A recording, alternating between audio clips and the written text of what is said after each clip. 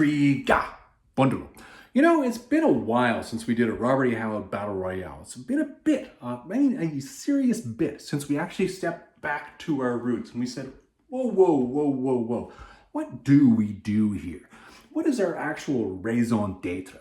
Well, the raison d'etre of this channel is Robert E. Howard and it is Conan, so let's get into a good one. Everybody, this is Robert E. Howard Battle Royale number 15.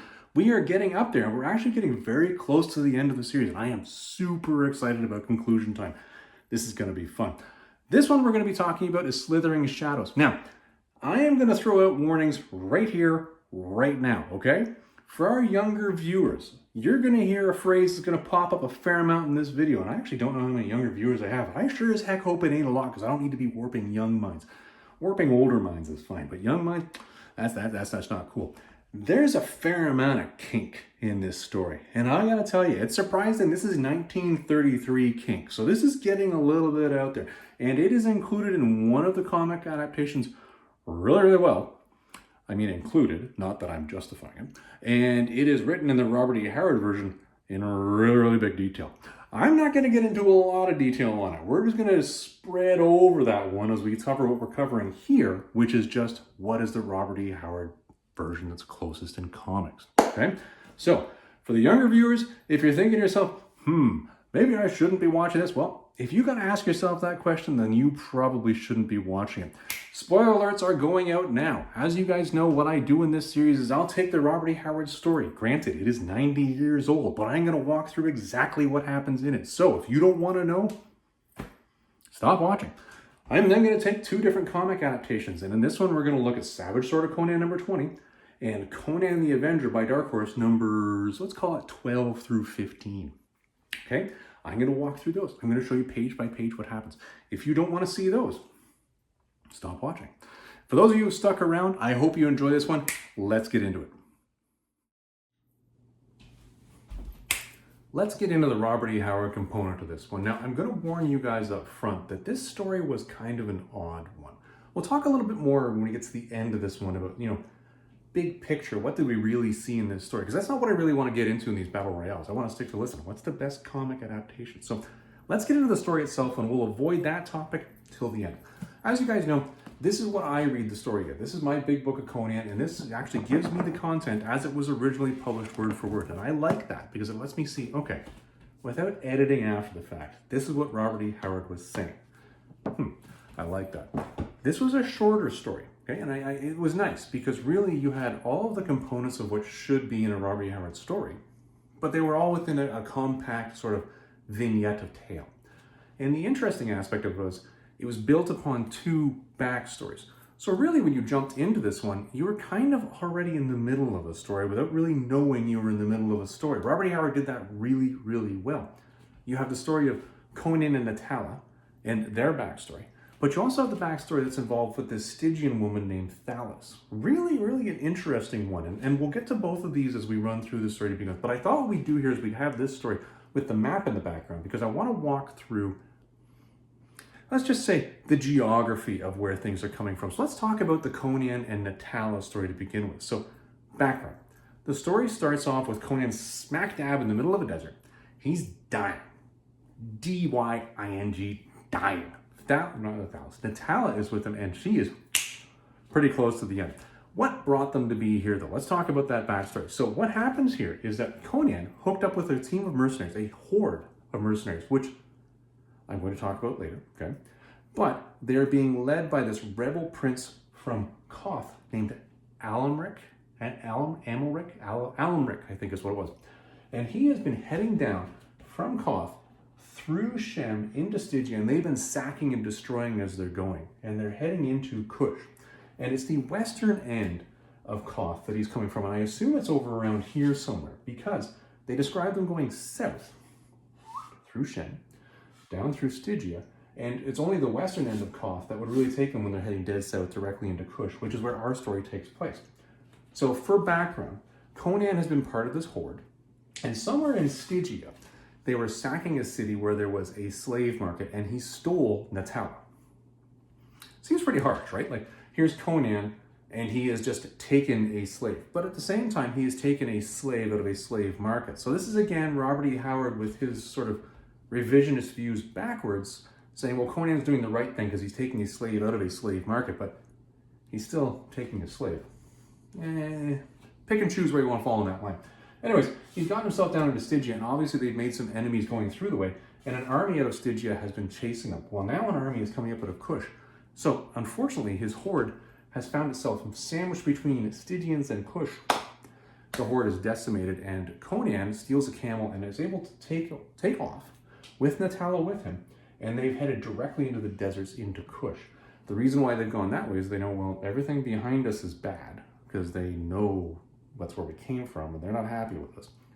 Really, the only choice we have here is to go south into the desert. We've got a camel, so why not? So they've headed through the desert into Kush, basically traveling for days on the camel until the camel drops dead.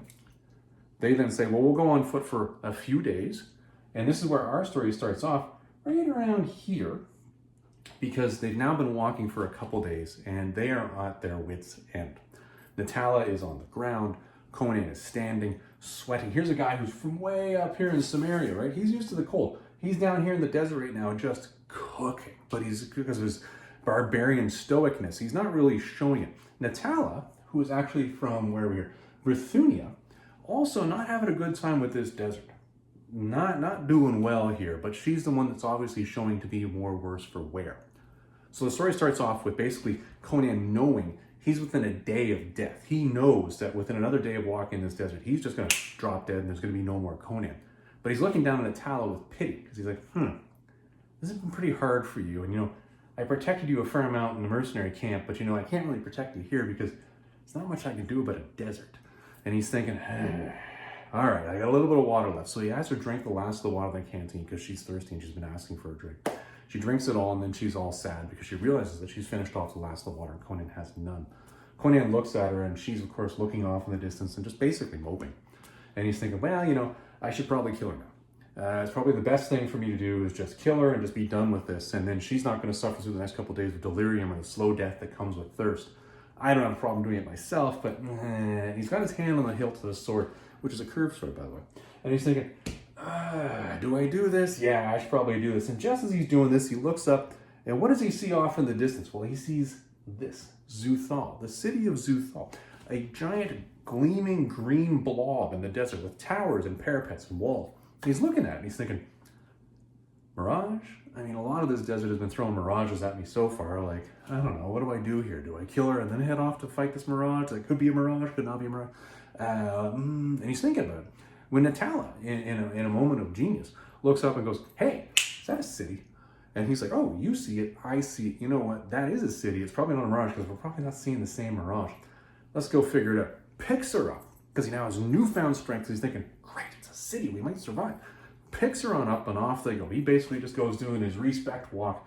That's an Anthrax reference, by the way. Respect. He's like, dispatch, the walk, what did you say? He's doing the whole thing, stomping his way over there. And he gets up to the walls of this thing, and he's like, big walls. I haven't been really challenged here yet. Nobody's yelling at me. What should I do? So he takes the sword hilt up, and bang, bang, bang on the gate. Nothing happens. And he's like, this is kind of weird. I probably should have been at least challenged by now. What's going on? And he tries the door. The door swings open. And he's like, whoa. Doors shouldn't generally swing open on giant walled cities. This is probably bad. So he pulls out a sword and he's thinking, I'm going to sneak in here. And he looks in, and Natala's, of course, concerned because there's a dead body on the ground. A fresh dead body on the ground. Conan looks at it, there's no marks on it. He goes, well, that guy's dead. Then he looks up and he sees, oh, hey, look over there. There's a square well.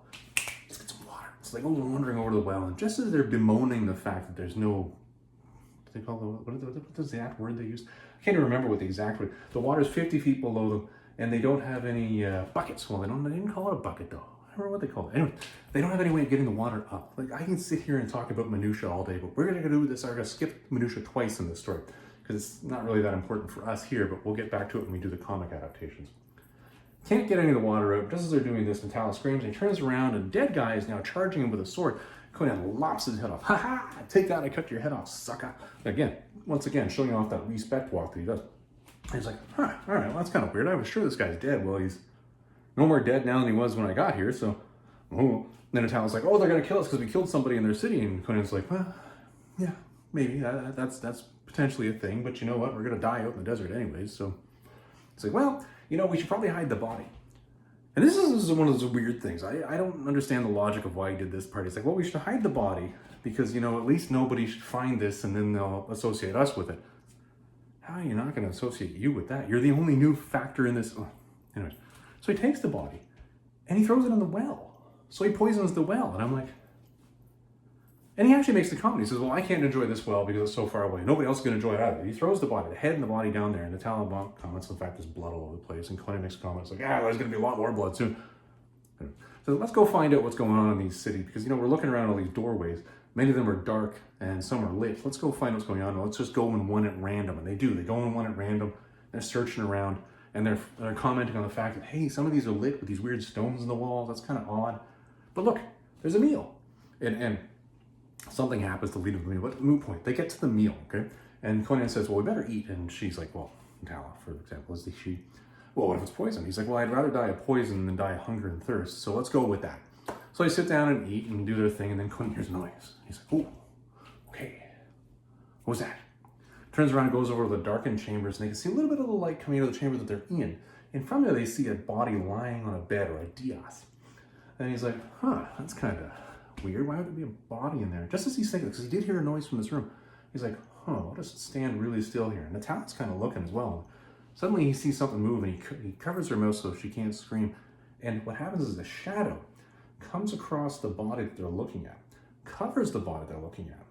And there's a little bit of noise. And then the shadow retreats and the body's gone. And the girl goes, and Natala goes to yell, and Conan, of course, has muffled this. And he's like, no, we don't do that. And he's thinking, okay, this is bad. Like, you know, we've got our food. Maybe we should go.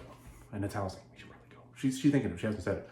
And he's like, no. So his barbarian curiosity gets the best of him. He's like, well, no, I'm going to go in there and find out what's going on. So he sneaks in there, and he looks at the dais, and he sees nothing on it but a tiny drop, a single drop of blood. And he's like, ooh. Hey, you know what's bad? This place. We should GTFO. Let's right now. We're out of here. So he turns around and goes to leave. Natala is ready to leave. And as they're heading out, they hear another sound. They stop, and there's a guy that's pulled a curtain back on one of the doorways. And he's standing there. He looks somewhat similar to the guy that was at the front door that they just cut the head off and threw in a well. And he's looking at them, and his eyes are glazed over. He is high as a kite. Like, I am talking, like, this guy is 10,000 feet in the air, gone. And he starts babbling in whatever language he's speaking in. And Conan speaks back to him in Stygian, because, you know, he just came out of Stygia. And he speaks back to Conan in Stygia, and then he starts talking about how, you know, he's had these wonderful dreams, but he's never had a dream bring somebody as beautiful to him as Natala, describing her blonde hair, the fact that she's got this creamy white skin. And he's like, well, come to my bed with me. And he's really talking like crazy talk here. Like, we're talking BS nuts crazy talk. And Conan's like, no. He smacks the hand off. And the guy's like, whoa, what sort of vision smacks my hand? That's it. He's, be gone, barbarian. And he's like, I'll be gone your head in a second. And the guy's like, whoa, you guys aren't a vision. You're legitimately real. And they're like, well, yeah. So Conan starts to explain, you know, they found some food. Because he wants to make peace. He's actually being smart about this. It's like, no, we found some food, you know, and we ate it. And I know you guys typically demand food, but where I come from, any starving person would always be given food. But you civilized people might have an issue with this. And describes the craziness of the city and how, you know, a shadow came and took a body and was gone. And the guy's like, whoa, you've seen the shadow. And Conan's like, what? He's like, yeah, you've seen. He's like, yeah, a shadow came, took a body, was gone, drop of blood. And the guy's like, freaks out, tears off into the darkness. And Conan and Natala are looking at this going, what the hell just happened? Because this guy's running away and he's screaming like a maniac, and it gets a little bit louder, and dead stop. And they're like, huh. And Natala's like, okay, we died in the desert. We're in hell. This is a terrible place. So Conan, in typical barbarian funniness, smacks her ass, and she yelps, and he goes, well, you wouldn't be dead if you were yelping because from a little pat like that, which I thought was kind of crude, but also kind of funny. I was like, okay, typical barbarian Conan funniness. I'm going to give you that. 2 points for you. So they say, forget it. We're out of here. We're leaving. And as they're heading out to leave, a curtain is pulled back, and this is where we have the intro of Thalos. Now, I'm going to go into some background on Thalos now. So let's get ready for that. Okay, one, two, three, go. Let's talk about Thalos now. Now, Thalos is BS nuts. 100% balls to the wall, absolutely insane. I'm going to quantify that right now. So I don't want any confusion on this one, okay? Now, as Robert E. Howard wrote Thalos, and I want to be very clear with this, this is where we're starting to see we might be getting into kinky territory now. Thalos, as near as I can tell, is naked. Well, mostly naked, okay? She's wearing what he called a, what was it? It was a tight girdle or a narrow girdle, I believe was his exact word.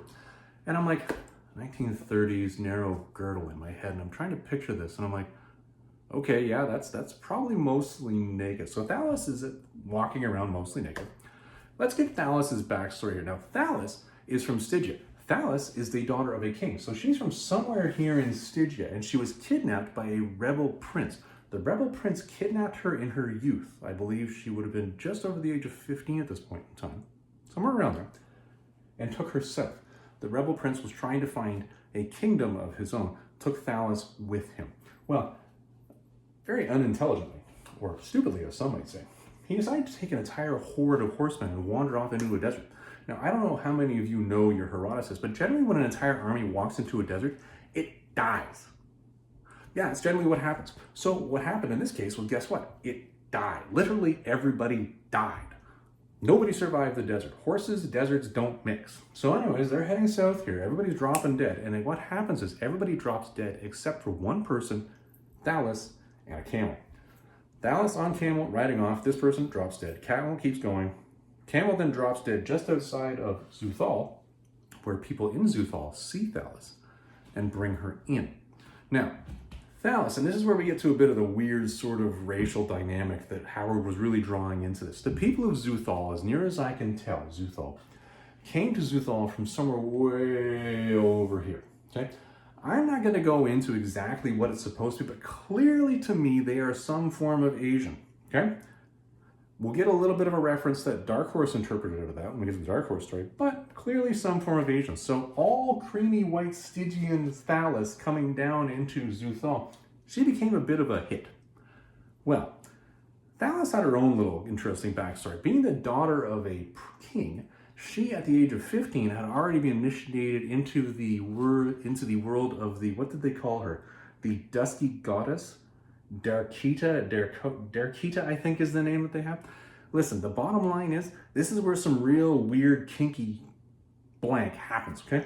That's all that matters, okay? So she's already been initiated into this weird sort of death but lusty goddess sort of cult, okay? Going into Xuthal, we're going to talk a little bit about Xuthal now. They're not exactly normal here, okay? That's the backstory for Thalos, okay? There's our Thalos story done. That's out of the way. You now know her background. Let's get into actually continuing the narrative here.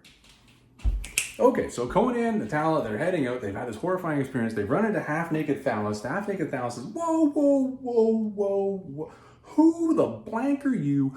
You must be mad to be in Xuthal. What?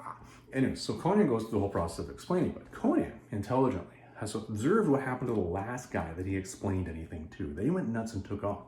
So Conan says, well, I'm going to try the same story with Thalos here and see what she has to say when I say, you know, shadow takes away a body and leaves a drop of blood. Let's see what happens here. But she doesn't flinch. And then she just goes, oh, that's what that screaming was. Wow, that fool must have run into exactly that which he was trying to avoid. And then she says, well, you know what? Come with me. I'll try to explain everything to you as we go. And Conan's like, no, we're trying to get out of here. Why don't you just lead us out of here? And she's like, okay, yeah, no problem. We'll lead you out of here. But you know what? Let's just wander off and have a chat while we're doing this. So she leads them off to an antechamber where she has a bed. She sprawls out on the bed and says, why don't you guys just sit down and walk me through what happened here. I'll tell you the story of what happens here. You guys tell me the story of what happened to you. And then we'll see what's going to come out of this. And Conan's like, well, no, I just want to get out of here. And I don't really want to sit down where somebody can sneak up from me and stab me from behind. So what I will do is I'll sit down on this sofa and I'm going to have my sword across my lap so it's at the ready. And then we'll have a conversation. Good idea, Conan. I like where you're going with this. So Thalos then goes into basically two stories. And this is where you start to see a little bit of the kink come out. And you start to see a little bit of what really becomes a science fiction story. So Thalos tells the story of how she got there. And I've already walked you through her backstory. And she walks about the fact that, well, let me tell you about the backstory of Xuthal and how this is where it gets to a sort of a science fiction story. Well, it turns out that the people of Xuthal came from here. In their wanderings, found the oasis in Xuthal, built a city around it, and they were phenomenal scientists. And she gives the example of, well, you see these shining, gleaming stones on the wall. And these are radium lights and radium stones. And if you rub your thumb on them this way, they light up. And if you rub your thumb on them this way, they go dark. But these people are phenomenal scientists. And, you know, have you heard of the Black Lotus? And Conan's like, oh yeah, I know Black Lotus. Yeah. People take that, they die. He's like, well, yeah, they figured out a way actually to trigger dreams with it. So basically they're using it as a narcotic. And what they've done is they basically changed their entire lifestyle now to one where they're either fixated with their earthly pleasures while they're alive, and they obviously make their own food out of the fundamental elements in the city because they're great scientists. But then they just drug themselves up and they sleep all day in this drug-induced haze where they have all of these crazy visions at night. And Conan's like, really? It's kind of odd. So you're telling me they just lie here and just go to sleep?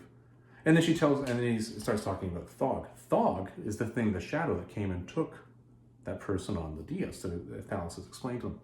And he says, so you're telling me these people literally just lie here all day and they drug themselves up and go to sleep just waiting for Thog to eat them? She's like, well, Thog only comes out every once in a while, you know, and he's the person they worship, you know, he's their deity. And we don't know if he was already here when they settled here, whether they came with him. Who knows? But you know, this is going back way too far, and these people don't even know. They've degenerated to the point now where they never leave the city. All they do is just hang around and basically screw the living hell out of one another. And I mean literally screw, not figuratively as in, you know, effing people over. No, they're literally screwing all day. Or they're in a drug-induced haze all day.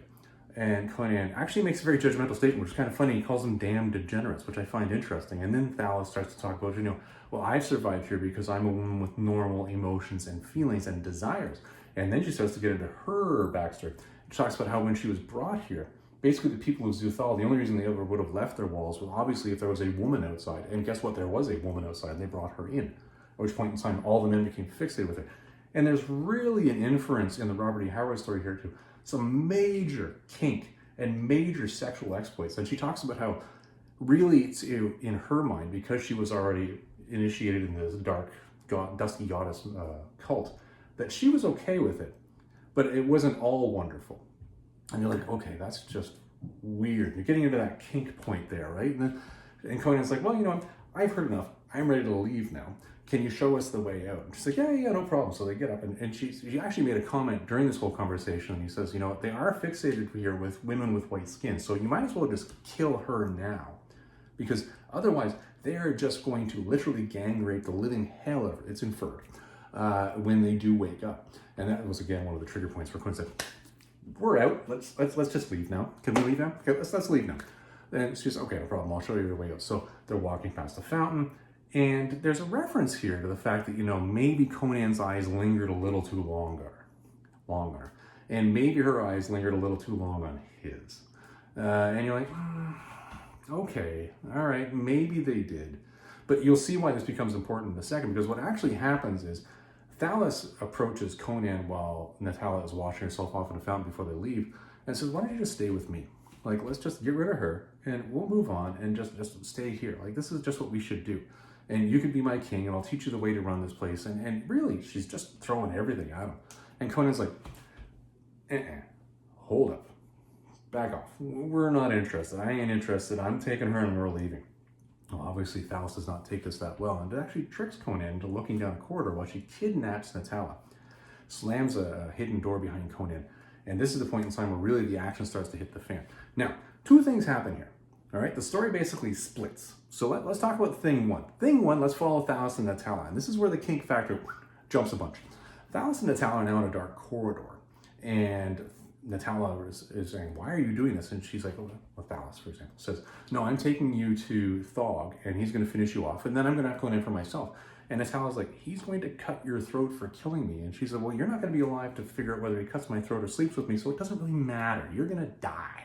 And Natala's very upset about this, takes a dagger off of Thalos in the darkness and stabs her in the side, but doesn't kill her. It's just a flesh wound. And Thalos at this point in time really shows herself to just be right out there. She starts mouthing off profanities of what she's going to do with Natala that just quite frankly would make a sailor blush. And you're like, ooh, it's inferred. Not actually said in the story, but Robert E. Howard clearly says that's what she's saying. Like, whoa, that's bad. So she turns on one of the radium lights, sees Natala because she's no longer hiding in the darkness, smacks the knife away from her, picks her up, takes her down to a ring on the wall, it's further down the corridor, and says, okay, here's what's going to happen now. Rips off all her clothes to the point of naked and takes out basically what's described as a whip, which I believe is a whip that's a very specific one. and she just starts whipping the bound naked form of Natala, who's tied to this ring on the wall, while they're screaming. Well, during all this, she is screaming profanities, and the whole act is described in detail in the story. What they're kind of forgetting here is that there's a Thog running around. And Thog, I guess, maybe is attracted to noises. Either way, he's still hungry, so guess what? He comes walking up behind Thalos, and Thalos sees this thing, goes, whoa. At this point in time, Thalos turns around and goes, whoa, and she gone. You hear a bunch of noises, or Natala hears a bunch of noises of what's happening to Thalos with Thog off in the distance. Part of it being that, you know, she's begging for mercy. There's panting, there's all sorts of crazy sounds going on, and then silence. And Natala is kind of terrified and doesn't want to look. She's looking away from the direction where this all happened, but at the same time, she can't help it. She knows that Thog is there, so she looks. And she sees a creature which Howard really had a hard time describing. Basically, Thog was something that doesn't reflect light the way you and I see things that reflect light. It was almost like he was a creature that absorbed it in darkness, that just didn't exist almost in our dimension. It was a very interesting description. But what she could get from it was you had almost a head that was described like a toad or a frog. That was all that really could be described. And when it did reach out, it reached out with tentacles, and the tentacles that touched it were neither warm nor cold, but it also were smooth or jagged or sandy. It was not like anything that ever touched her. She felt all the shame and filth of anything that's ever touched her in her life in that moment when this thing, Thog, touched her. And she's fighting against it, and she's terrified, screaming. Because at this point in time, there's no sense in being quiet. Thog is already on you. And Thog's just pulling on her as if to rip her off the ring on the wall himself. And you're like, okay, so her arm's gonna rip off here, or is what tied her up gonna rip off, or is the ring gonna rip off? And you're thinking, okay, what's the next narrative? And this is where we're going to jump back, because this is the other part of the story that happened. Okay, after Thalos slammed that door, magically Conan turns around and there's a whole horde of people coming at him from Xuthal, and these are all sword carrying, and they are not happy. They are attacking.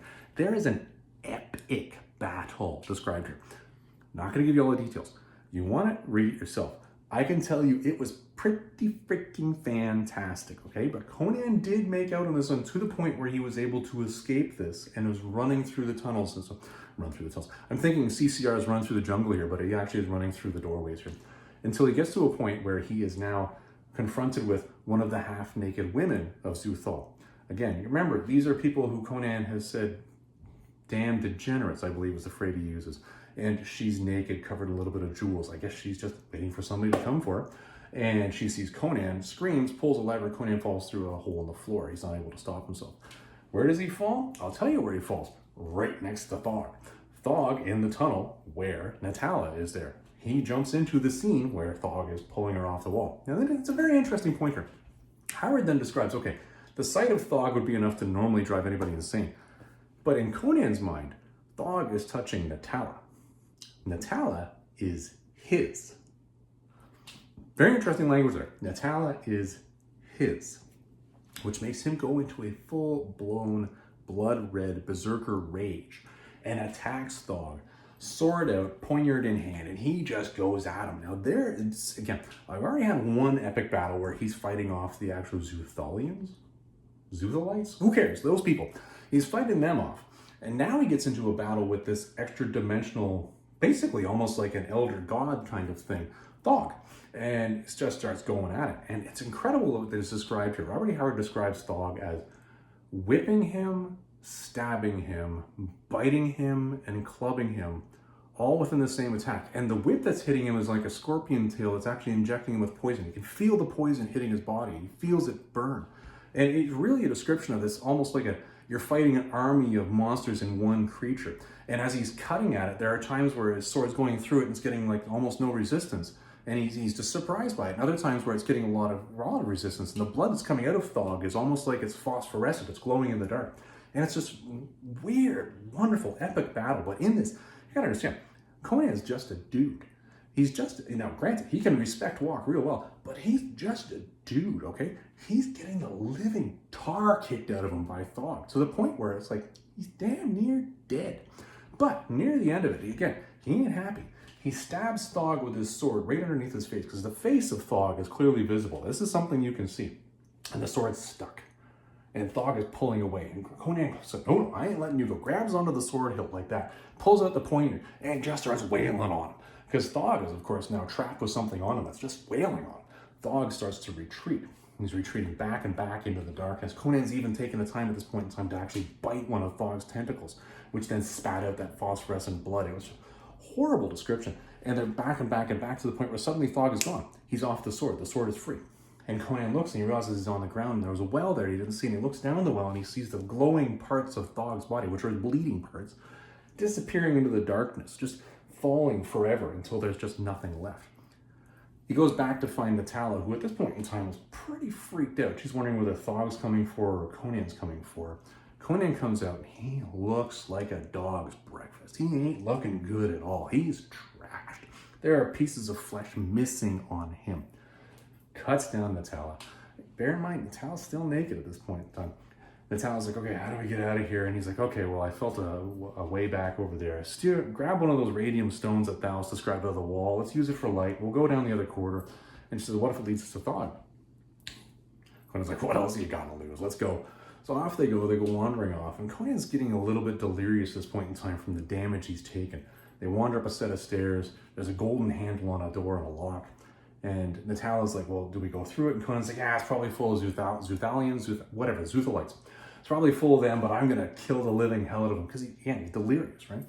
And Natala's like, I don't think we need to. It's pretty quiet out there. Opens the door. Conan comes barging out, and she's like, there's nobody here. There's a fountain. Just get a drink. Calm down. Goes over to the fountain. She starts washing his wounds and bandaging him up as best she can. And he's really showing himself to be worse for wear. And then she sees a little bit of flesh through one of the doorways and jumps back and grabs Conan's poignard because he's in no shape to do anything. And goes wandering into the room and finds it's another one of these Xuthalites, whatever. One of the people from the city's women, again, completely buck naked except for a couple of jewels, obviously in a drug-induced stupor, sleeping.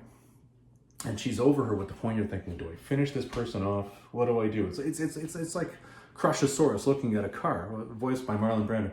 You crazy car, I don't know what to do with you. Do I kill you or do I kiss you? Anyway, she's got the poignard and she's like, okay, do I kill it? Do I not? I don't know. What do I do with this person? But then she sees this wine goblet thing over here. And she remembers Thalos talking about how they keep themselves alive, this yellow wine that, heals their wounds and reinvigorates them. Maybe we could use that. I don't feel right killing somebody in their sleep. So I'll leave this one alone. I'll take this over to Conan. We'll give it to Conan and see what he does. So she gives him a little sip of it. And as he's drinking it, he suddenly grabs it, get renewed strength, and goes, this is incredible. Where'd you get it? It's the nectar of the gods. It's the elixir of life. It says, I feel fantastic. What wounds? Whose wounds? Now, granted, he's still showing the wounds. But in his mind, he's saying, what wounds? Let's go. And she's like, okie dokie. They look around and find out that they're actually close to a room that's actually got an exterior window with golden bars, and the walls are covered with tapestries. And Conan's like, you know what? I think it's time for just us to leave. I think we're done with this adventure. Let's just go. Uses some of the tapestries, tells Natala to make some clothes out of them. She does.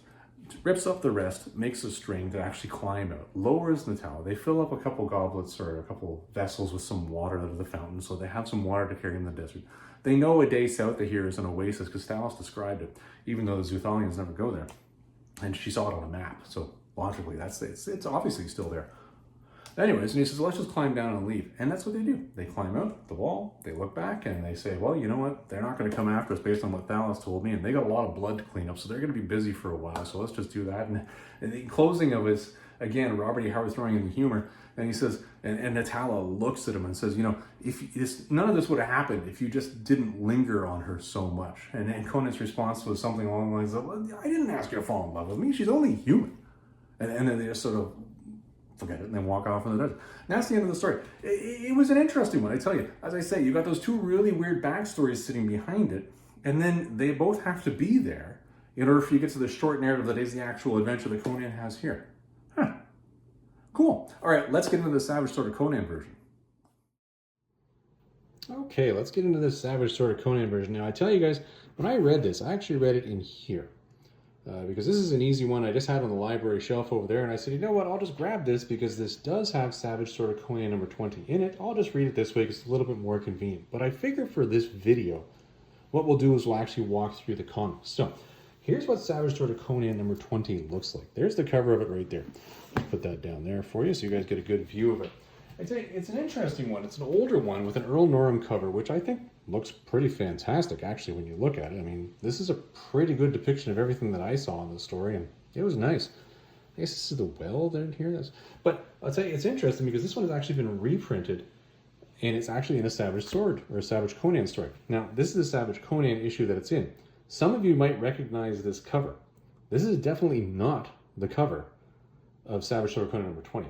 And I've spoken to this point before, that what Savage Sword of Conan and Conan Saga did when they were reprinting stuff, they never actually stuck to the same covers for some strange reason, which I always thought was odd. So for example, this is the actual cover of Conan Saga that has the depiction of Thog and the Slithering Shadow story.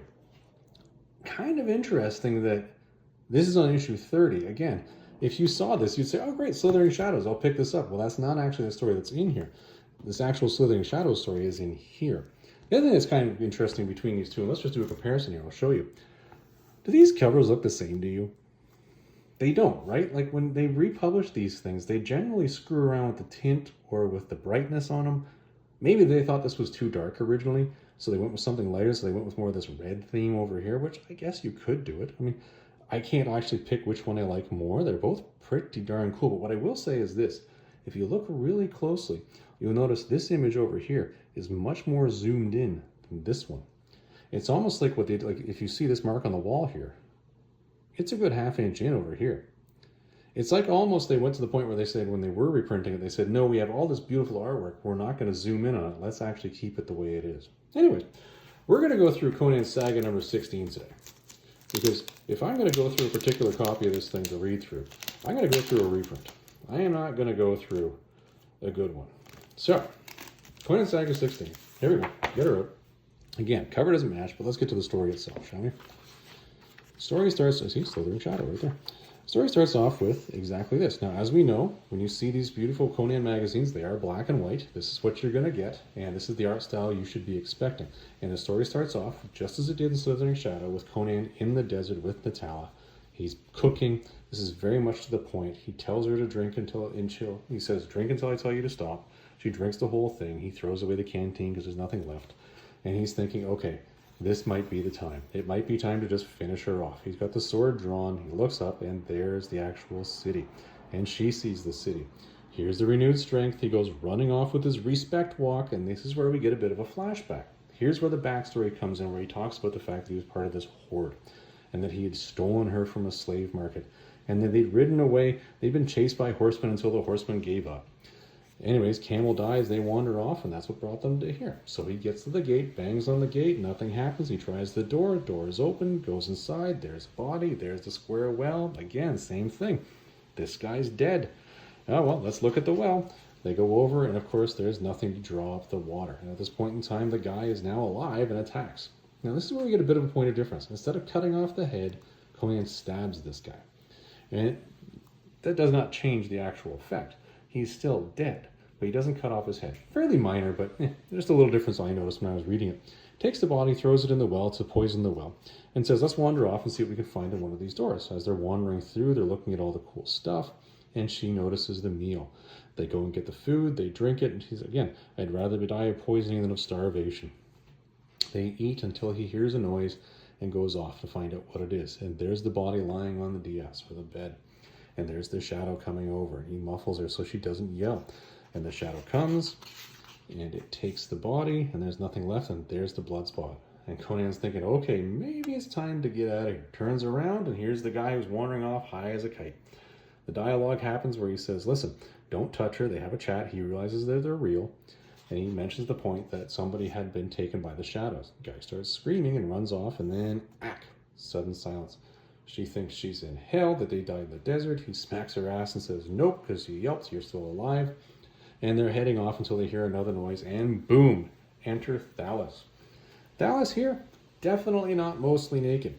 Anyway, she does tell her story. She says, I am Thalas, and she goes through the story of explaining how she got there, and basically explains Xuthal more than anything else.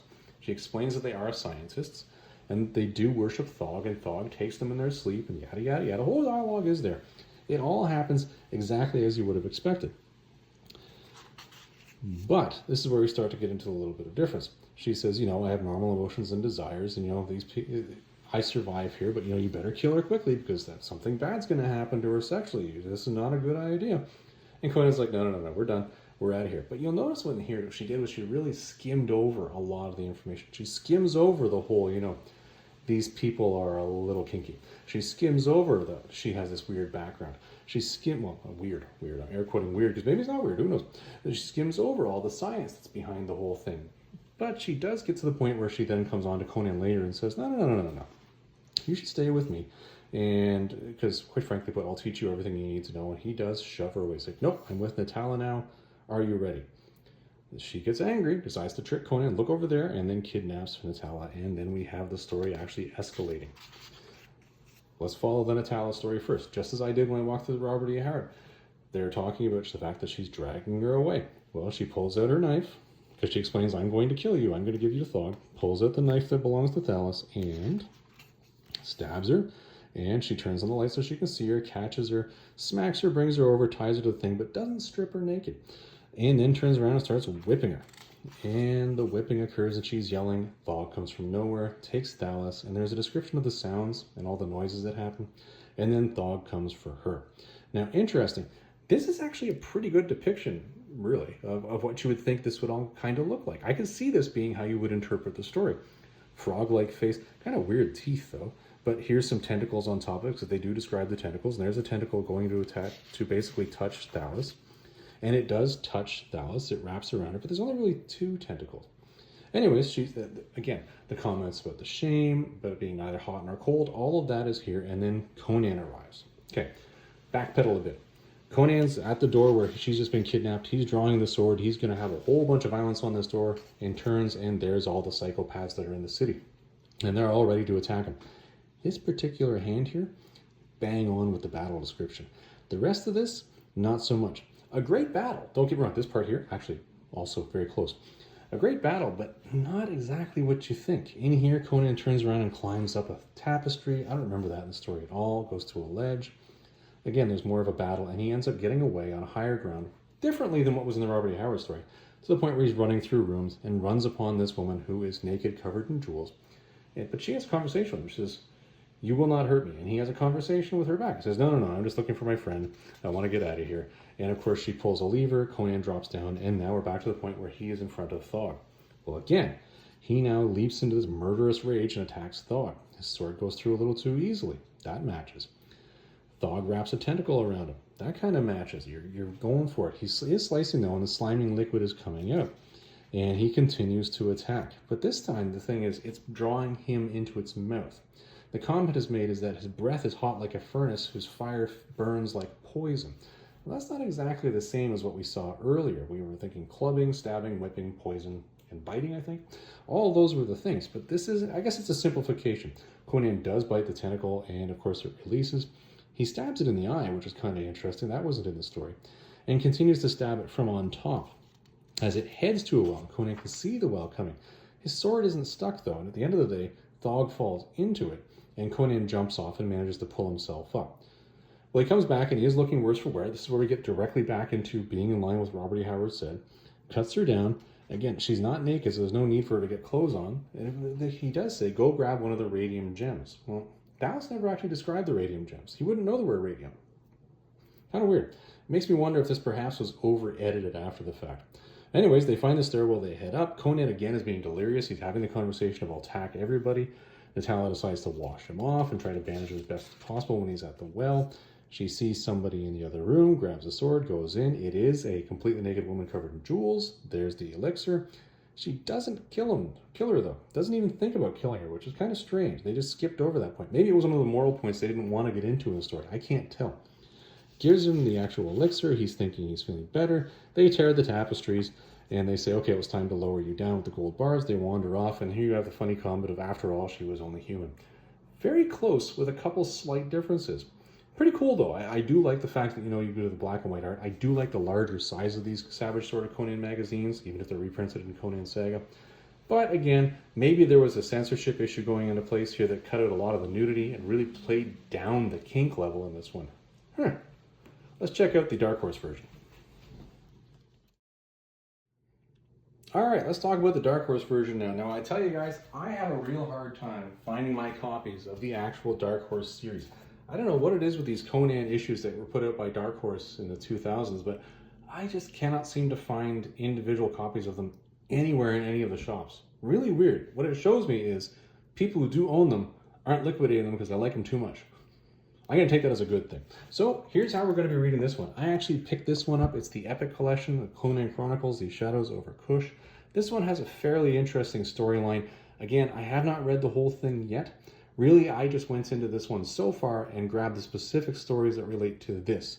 And it's interesting because in the title they put in here, they use the other title that this was republished as opposed to Slithering Shadow, which I believe was called, actually, just go to the table of contents here and I'll tell you. I believe it was called, Xuthal of the Dusk. Interesting. Now, let's get into this one. Now, it says it actually happened in issues number 12 through 15 of Conan the Avenger, but I'm going to start here. And I'm starting here for a reason, okay? This is near the end of issue number 12, because what this story does, or at least what I figured Dark Horse was doing here, was they actually were working with building the backstory. So the story in front of this was called The Damnable Horde. Well, that horde is that very horde that I mentioned when I was talking about the Robert E. Howard version way back at the first segment we went to where we talked about it. And we said, well, Conan was part of a mercenary horde that was heading south, down through Stygia. Started going through Shem initially. And then obviously bad things happened near the border of Stygia and Kush. And here we have Conan starting off. So I'll get this little post-it note away. I know when I do that, you guys always cringe. You're waiting for the page to tear. Hey, so am I. Listen, it'll happen one day. So it starts off in the desert. The camel is dead. Conan is about to kill Natala. And there's a little bit of dialogue. He looks and he sees the city. Natala says, is it a city or is it but a shadow? And there it is. And they go wandering off newfound strength. And he says, yep, I guess it is. Let's head on over there. Because really the story of what led to this, that whole dialogue that I had where I explained that this was this Amalric, I don't know, the rebel prince, that all happened in the preceding issues. We don't need to go through it here because as a reader of this, you would have read the prior issues so you would know. Anyways, he carries her off and it's interesting. That's how that issue ends. So if you were reading issue 12, you would know there's a story coming. But what is it? Neat. Anyway, so issue 13. Let's just get right into it. Interesting. Here's our cover issue number 3. Now we're starting part 1. This was a 3-part series for Conan the Avenger, Xuthal of the Dusk. And we're starting immediately to get a bit of science. This is an IV. IV in the Hyborian Age. There's the Black Lotus. There's the liquid that they're apparently using. And it's clearly already starting off with, we've got some science going on here. You know, the last issue ended off with Conan wandering towards a city. And now this one opens up with a guy with an IV. Huh, okay. And a cool little spirally cable there. It's almost like a air compressor cable. And here's a bang, bang, bang. Hits the radium thing, goes wandering off. Can anyone hear me? And this actually pretty much matches the story.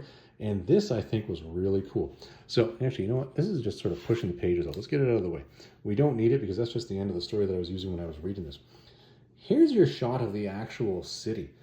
Very interesting. I like this. It's kind of interesting what Dark Horse has done here because Dark Horse is almost... They're creating an image in your head now. They're creating a mental judgment in your head.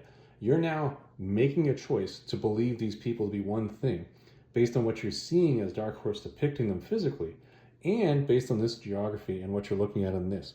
When I see this, I'm thinking, okay, Thai, Cambodian, it looks pretty similar to me. Now, granted, I'm not good enough to know the difference between those two.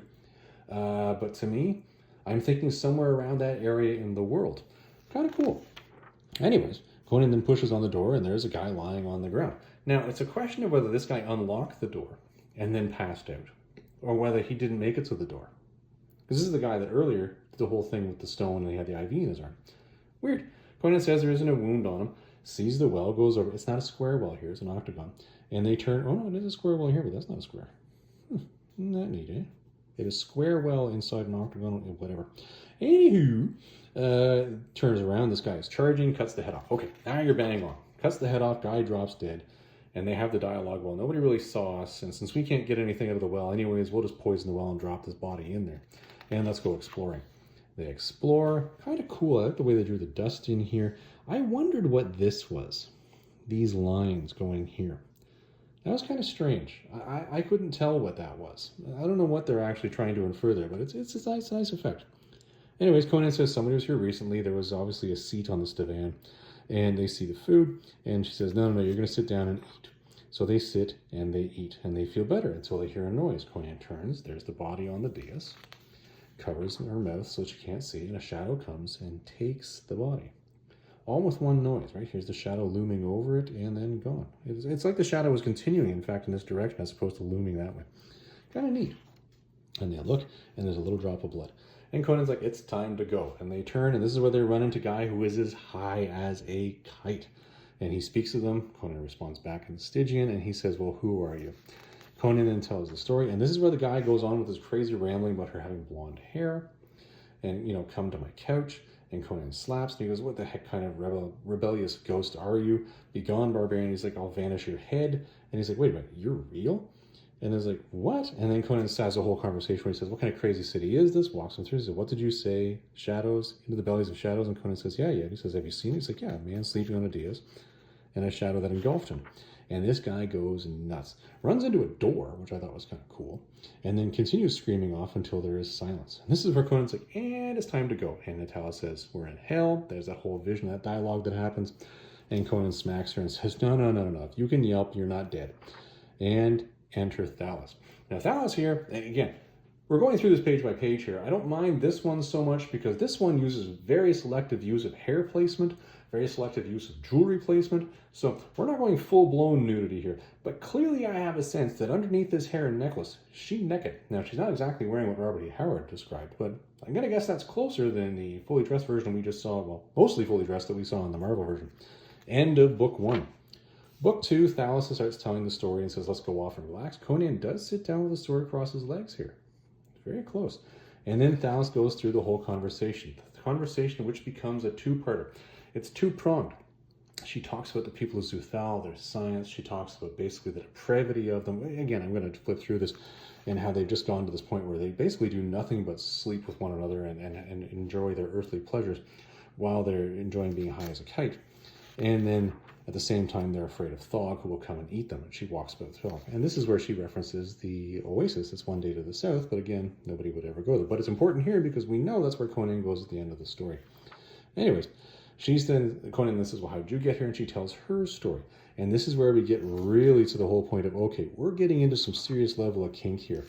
And she talks about how she was into the Dark Heater. What was it? Hold on. Where is Darkito? There you go. That's the name of it. She had already been in the temple. So anyways, you get the point. So clearly we have a sense that she is in for this here. And I believe that is the sense that Robert E. Howard was trying to create for us as well. But Conan's like, damned degenerates. There's his judgmental statement. And he says, and we're leaving. And she's like, yeah, follow me. And she says, maybe you want to wash yourself off. And Conan's like, why are you washing yourself off? You're just going to be covered in sand in a couple minutes. Anyways, it was just an excuse, as we know, where she says, well, stay with me. And unfortunately, she gets rejected. Enough.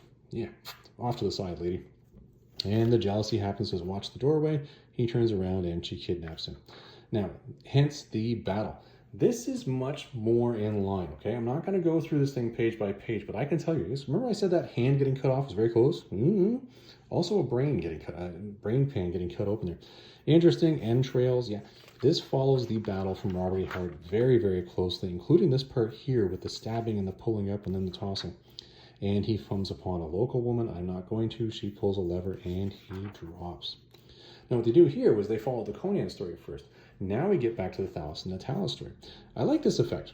I like what they did here, where it's basically just this blue outline to show the story. I think that was really, really cool to show that this clearly was darkness this was happening in. But they have the same dialogue that we already know. You know what's happening here, and it's bang on.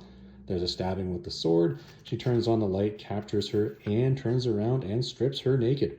At which point in time, she's going to whip her. And she does. She whips her mercilessly. Exactly as Robert E. Howard described, until Thog comes and boom, she's gone. She doesn't want to look, but she looks, and there's Thog. Now, I like this depiction of Thog. Okay. When I read that Savage Sword of Conan one first, I thought, okay, that's a pretty good Thog. I'm not going to argue with that. But this, anybody see the movie Tremors? Does this remind anybody of Tremors? This reminds me of Tremors. This is pretty damn cool. I like this. The tentacles are coming out of its mouth. The whole conversation, she's just disgusted by it. And the Thog is pulling her from the ring, and boom, in comes Conan. Conan goes bitch cake nuts.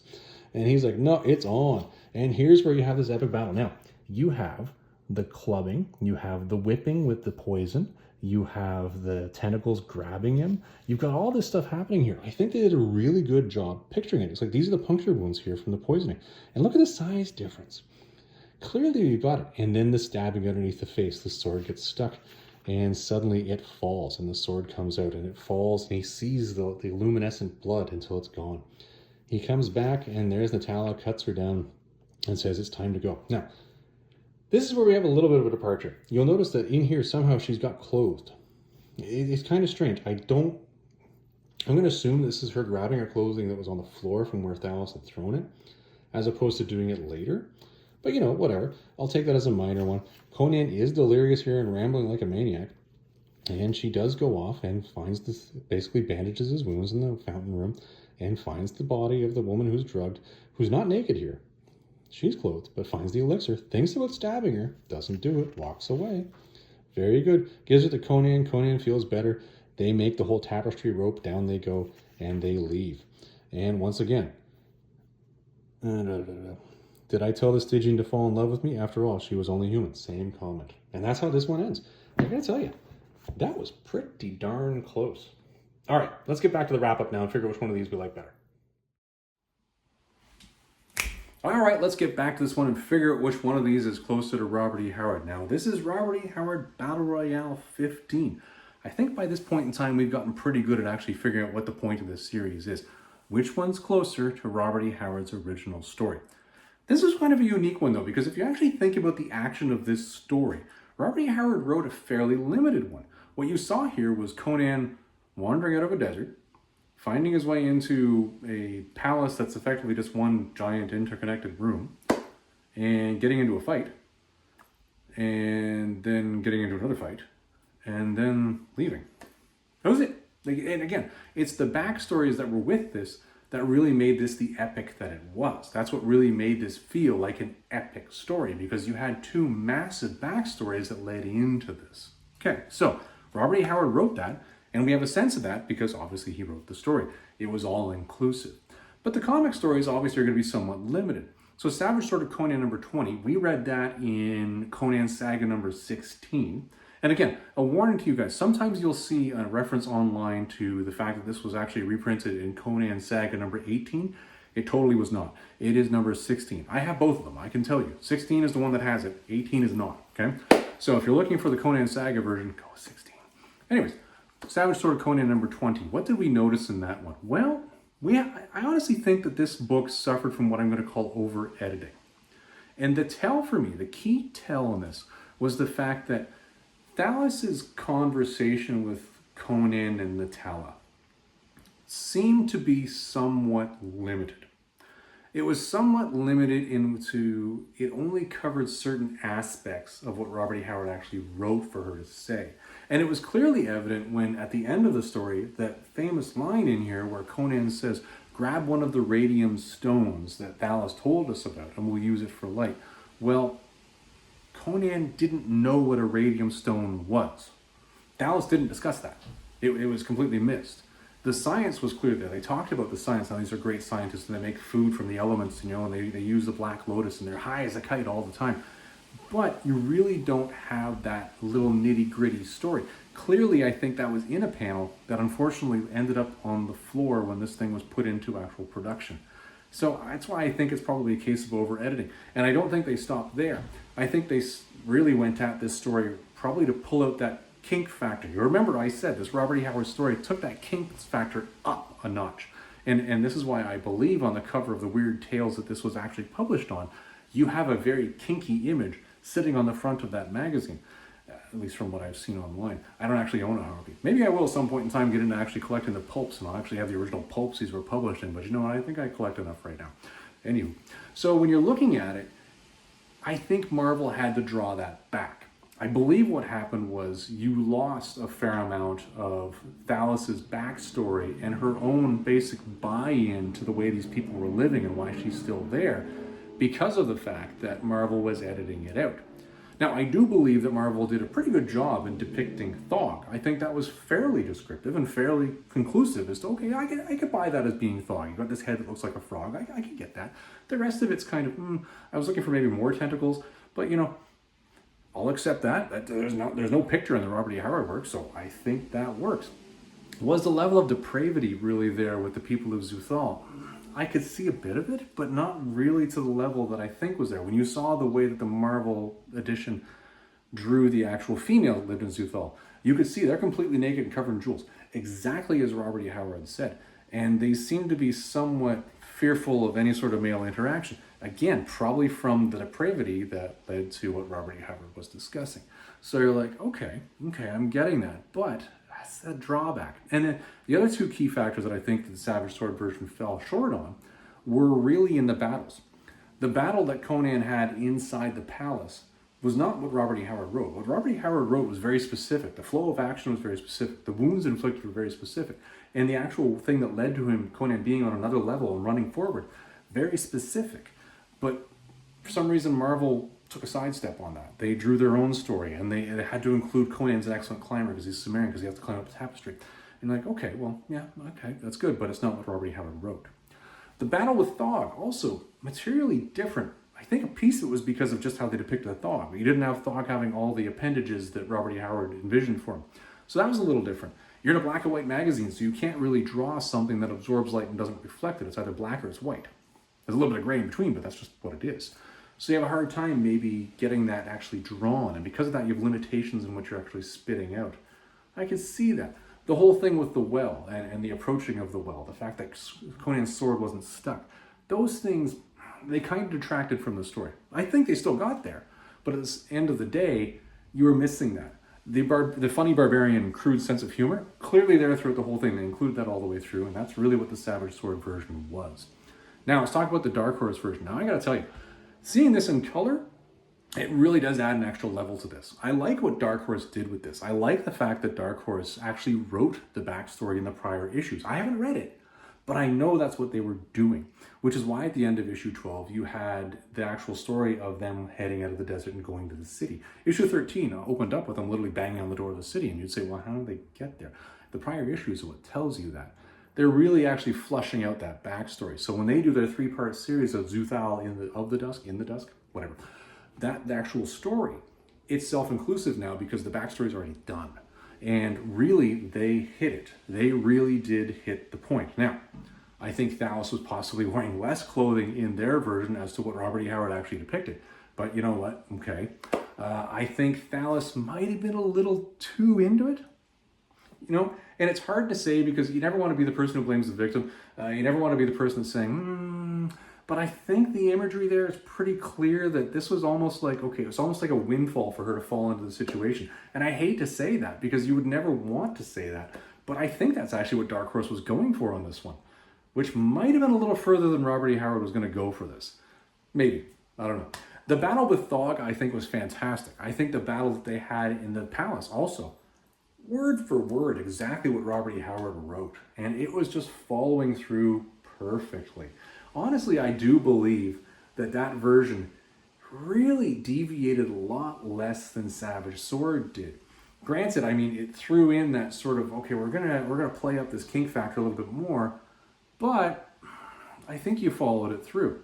So let's talk about conclusion time then. So I really walked through both of these here. I said Savage Sword did this, I've drawn in deviations, and then I said Dark Horse did this, and I've drawn in deviations. I actually think the Dark Horse version had less deviations on this one from the Robert E. Howard than the Savage Sword version did. So I think conclusion-wise is pretty self-evident. This one goes to Dark Horse. All right, let's wrap this bad boy. Well, everybody, that was Robert E. Howard Battle Royale number 15. I gotta tell you, this was a fun one to read. After the marathon stories that we read in the last couple of Battle Royales, having this one be purposely short was nice. The other nice aspect of this one was that one of the versions was so close to the original story, it was really refreshing to see that, okay, we're not deviating really at all here. That was a very cool factor for me, and I actually enjoyed that conclusion. It was a lot more organic to me. Let's put it that way, because honestly, it wasn't like saying, okay, what's the better of these two terrible options? It was a case of, okay, what's the better of these two really good options? Almost like the exact opposite of federal politics. Yeah, I just threw that out there. Anywho, I hope you enjoyed this one, everybody. We will see you in the next video. You have yourself a great day.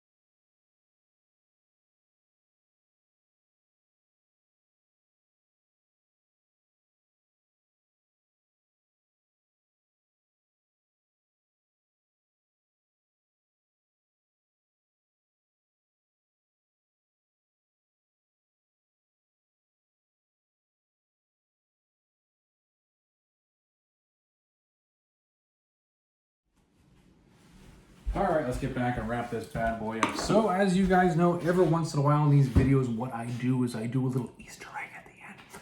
Sometimes there are Tennessee Fats Ramble. Sometimes there's something cool I bought. Sometimes they're just somewhere in between. That's probably what we're gonna get today, because some of you may have caught the Easter egg I stuck in a video, let's see, how long ago was that now? At least a month, maybe 2 months ago. What I'm doing, and this is something that's pretty weird, and that's probably one of those nerd things that most of you non-comic guys just ain't gonna get, okay? So, well, stick around. Okay, so here's what we're doing. I decided a while back that I really started to question what was being delivered to me in my local comic shop. And it's interesting, it's not because I'm questioning what my local comic shop is doing. Not at all, actually. I think my local comic shop does a really good job. When I look at their high-grade back issues, they're really high grade. They do a good job of conserving their books. But what I'm finding is whenever I'm buying new stuff here in Canada, as most of you know I'm Canadian, I end up getting these terrible quality books. They always have that wonderful little nick in the bottom left-hand corner. I get dings in the top right. You know, the one that's just about 1/4 of an inch in, where it's just a ding forward that clearly shows something's off. Thumbing, you know thumbing? You know that thumbing crease that you get in the back of a book when you take a book and you do this to it? That you end up getting. And then ticks. I don't understand how this keeps happening to new books. And it's not just my local comic shop. I find when I buy new books at other shops, the same systemic errors are there. And I can't figure out why. So because, quite frankly, with the new Titan relaunch of the Conan the Barbarian flagship was so important to me, I said, well, what I'm going to do is I'm going to set up a duplicate of my pull. So I set up a pull in Canada, and I set up a pull down in the States. So for you non-Canadian collectors, you're probably not going to get the actual importance of what I'm doing here, but what I'm actually doing is I'm testing the delivery system as far as distribution goes. So, and I'm not talking about who I've done this with in the States yet, because, well, we'll just see as we go along. And I opened one of these up before because I said, well, this is what came in the box. And I was just quickly showing some of the books that I got in it. Well, the second box is arrived. It's right over there, in fact. So what I thought I would do today is we take this bad boy and pop it open and see what's in here. Now, bear in mind, the last time I opened this one, I was a little concerned as well because I'd received a notice that my box had been withheld by what they called foreign customs. And I was like, okay, it's coming from the States to Canada. First of all, I really don't like the reference to Canada being foreign. I mean, to me, that just seems off. You know, I think we're all close enough here. We should spend more time trying to get along, not trying to divide one another. But, I mean, that was the one thing. And I had a bad experience with customs, particularly German customs, with the box of comics that I had a while back, where what happened was German customs got their hands on that box and they just trashed it. I'd say about, well, I know it's a substantial portion of those books were just gone. I was like, oh, they're new books, they're higher grade books, why? But clearly German customs thought it was full of dope, potentially some sort of dangerous weapon, nerve gas, who knows? Clearly, the terrorists and all the bad people who are out there shipping things around are definitely shipping things around in things labeled comic box. Now, I tell you, this is an interesting one. It's a duplicate of what I got last time, and I'll show you something that's really neat in this. The box you've already seen. What this particular company does is they put these little things in the corner. So the box itself is bigger than the comics, obviously. So they put these around it to keep them from basically getting banged around, which gives a little bit of a buffer around the side. So if something was to puncture this, at least to about 3/4 of an inch, the comics aren't getting touched. I think that's a good thing. There's actually something in the bottom of this as well, which I got to break out here. So I got, let's get it. Oh, come on. Oh, it's a cardboard piece. Oh, it's taped to a piece of cardboard. Oh, that's kind of interesting. So anyway, let's get this out of here, and then we'll start going through exactly what we've done today. This one I'll save till the end. All right, let's get those. So what they do with these things is they put them in a big bag, big old magazine bag here, and they stuff it in there. My shipping waybill is in this. I'm gonna pop this open here. I use a knife to pop these things open, and I know a lot of people, when they see this, immediately go, and they wince. And it's funny, because if my grandfather was still here, he'd be saying the same thing. He'd be saying, careful, careful, easy, careful now, easy, easy, careful. Are you doing that right? My grandfather was hilarious. It's honestly, I miss him to this day so much. Anyways, bottom line is, it comes in a bag, okay? Let's get it out here, and then we'll throw, come on, give me the books, give me the books. Get that out of the way, get that out of the way. All right, so let's start going through the books we got here, because some of these are going to be new, and I believe some of these might actually be old. So let's take a look here. Yeah, okay, so we're starting off with the older stuff. So let me flip past the older stuff first, because I know most of you are going to want to go directly into looking at the new stuff, because the new stuff is the important stuff for this channel, okay? I'm going to make sure this is the giant stack of new, and it's all the new stuff here. No. It's like looking at my hand. Okay, that's not new. That's not new. I don't even know what that is. Oh, I know what that is. It's not new. Okay, hold on. That's not new. Not new. Not new. Not new. Wow, there's a lot of not new in here. I didn't realize exactly how much I had utilized this service here. And then we go to this and, oh, not new. Also not new. Okay. So when you get down there, this is the interesting part. There is 4 books here that are not new. And then there's this big thing over here, which is new. So these are the new books. Sorry, there's 4 books here that are new. So let's start looking at the actual new books here and start saying, what do we see here? So the new books that I've got here are Conan the Barbarian #3 from Titan Comics, okay? And I can tell you, I'm looking at #3 cover A, and right off the bat, this shipment has not come out as well as the first one I got, which had issues 1 and 2. And I can tell you that because of this. I'm gonna open the bag, and I'll show you this outside of the bag. Slicey, slicey, slicey, slicey. So if you look, I'm gonna keep the board behind it.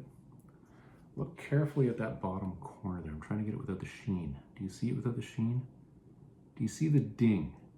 Do you see the ding there? So this one has a ding. Now, a ding, okay, I always get that ding in the bottom corner when I'm buying these domestically up here. And all 4 of these books have the same ding. So I'm thinking, that's kind of strange. Now I'm looking down the spine for spine ticks. There are no spine ticks. I'm gonna flip her over here. Now here's an interesting thing. Okay, I'm going to put this down. I'm going to show you the board. Can you see the discoloration on the board where the side of the book goes? Do you see that line of discoloration? That's an ink rub. And I find that often on books that I'm buying here. I always, for some reason, seem to get an ink rub. But when I look at the back of the book, what I don't see here is the corresponding wear on the book. So the ink rub is gentle enough that it wasn't enough to actually score the book. That, I think, is fairly good, because I always get that scoring on the back, which, quite frankly, just infuriates me. So what we got in this one is all 4 covers, well, were the regular covers, of Conan number 4. So there's the other one. You look down in the corner there, you can see the spine tick. Here is actually the cover C. Actually, this one, oh, you see, now here's an interesting one. Check this out. So this is issue number 3, cover C, okay? And I want to see this and feel it, because I don't know, that's definitely, okay, so this one, yeah, slight corner ding, but can you see the spine ticks? Can you see them? And I can tell you, the only reason I saw it is because 2 of these do break color right around the staple. This one actually has spine ticks on it, which is interesting. I haven't seen a spine tick yet come out of this subscription service out of the States. So that's interesting, and it's only cover C as opposed to the rest of them. So that book itself must have gone through a different handling and different level of wear and tear than the rest. And my homage cover, which I believe is an homage to, well, it was a early 80s Conan book. I can't remember exactly which one it is. But it was a Buscema cover. Nope, that is actually a mark on the bag, not on the book. So this one actually turned out okay. Slight nick down the bottom corner though again. So that bottom corner, I don't know what that's all about, but that seems to be an issue. What did I buy that was a trade issue thing? Now this is kind of fun. Most of you probably aren't going to know who the heck this is. But that's okay. You know, it's oh, for pity's sake. Come on now. Come on. This one is Alley-Oop. Any of you guys know who Alley-Oop is? Have you read these before? I have. I know what these are. And honestly, I've enjoyed these in my youth, but I haven't seen them in my adulthood yet. So finding this, and it's a new one, kind of cool. That's really, really interesting. That's cool. So what did I get that was the older stuff? Well, because I have stuff being mailed to me on a regular basis, and I'm already paying the cost of that mailing. Hold on here, I'm just going to start making a pile here. Since I'm already paying for the cost of that mailing, it occurred to me that I should probably just, that's weird, where did these come from? I should probably just start using it, because I'm already paying for the cost of the shipping and getting it across the border, and actually fill in some of the actual other runs that are non-comic, or non-Conan related, that I've been buying over the years. So let me show you what we got here, because some of these you're going to go, what, why, how, and where. And other ones you're going to just go, oh, okay, I guess that makes sense. So the first one, and this is one that I know is going to trigger a lot of people, and Jason, if you're watching right now, I apologize. I know you're not a fan, but it's okay. We'll get through it. Is actually the last, what is this, 1, 2, 3, 4, 5, the last 5 issues I need to complete my entire 1990s Namor run. And it's funny, I know most of you are just going to say, why? Who? How? I bought these in the 90s, and this is one of the series that I actually picked up that I enjoyed a lot back in the day. So to me, I think it's an emotional connection more than anything else. And they are Jeff Isherwood. This one's a nice Isherwood cover. Where you really have that picture in time of 1990s comics. Because, I mean, like, seriously, let's get the glare off here. Seriously? This is 1990s to a T. And I find that funny. So that's a 90s series that I actually finished off. The other ones that's over here, kind of interesting, issue 22, 23, 25, is the 3 issues of the 1990s Nomad miniseries, not miniseries, that I was missing. And I think the last one I actually have issues missing from, which I didn't even think to order on this shipment and piggyback on this shipment, was the Wonder Man series that I had back then. But these I'm quite excited about. Some of you may or may not know that I'm quite fond of a Canadian author and artist named Seth, Gregory Gallant, or Gallant, doesn't matter, Seth, okay? He's done Palookaville since the 90s. He's what I consider to be one of the Toronto 3 that did a fantastic job making indie comics that I used to go to the Beguiling and buy, which just a weird thing that I did as a teenager, but you know, I identified with the books. I really identified with his message that he was putting out. Him, Chester Brown, and oh my goodness, I'm trying to remember the other name now. Peep Show, Joe Matt, who unfortunately passed away just recently, which is phenomenally sad. But the three of them did phenomenal comics back in the day. And Seth is the one that I've been buying up. But I was missing a couple of the issues in between. I have now the last 4 issues I was missing to complete my Palookaville run, which are fantastic. These stories are haunting. They are hauntingly beautiful. They are haunting. Believe me, if you're saying to yourself, I want to pick up a series that's not a superhero book, that's not a fantasy book, that's nothing else like that, but you're saying, I want to read something that really just reaches into your heart and pulls out your soul and beats the living crap out of it for 5 minutes, then put it back in. So by the time you're done reading, you've gone on this emotional roller coaster of an experience. You want to read the work of Seth. That's all I have to say with that. Now, the other things that I got in here, Batman the Dark Knight. Batman the Dark Knight, which is 1, 2, and 3.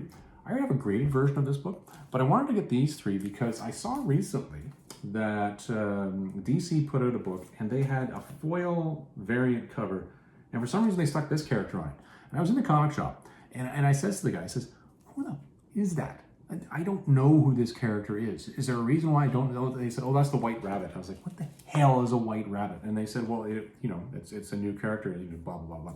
And I said to myself, if DC's taking the time to make a foil, fancy, whatever comic of this particular character, perhaps you should probably invest a couple bucks just to make sure you have the first appearance of that character in your collection, just for the future, possibly bump the overall value of the collection a little bit when you go to liquidate it. So why not? So I bought issues 1, 2, and 3 of that to do that. And with that, because I spent, I believe it was over $10 in comics, they gave me free Batman comics. I don't know. I don't read new comics that much, so to me it's kind of a moot thing. But you know what? Whatever. You want to throw me a free comic, throw it for. Look, this one here has claw marks across it for Batman Day, because Batman Day was the day where you got a free comic covered by Mark Silvestri, George Jimenez. Okay, well, yeah, whatever. That's nice. I enjoy having those. So that's what we got in the box. So I tell you, it's interesting. As far as the subscription for the new comics goes, this one's kind of a mixed bag. We have some of the same issues that popped up that we saw in Canadian books, but for the most part, I would say they're still looking a little bit in better condition than what I'm getting through a Canadian distributor. Warrant's continuing to do. I tell you, I've already pre-purchased number 4 of that series and number 5 of that series through the same subscription service. So we'll see what those look like when they come in as well. And at that point in time, we may actually be saying, okay, we now have the solid evidence here. We're 6 issues in, we're 6 for 6. Which one clearly is the winner? And then I'll be dropping one of my pull lists at one of the sources. Everybody, I hope you enjoyed this one. See you in the next video.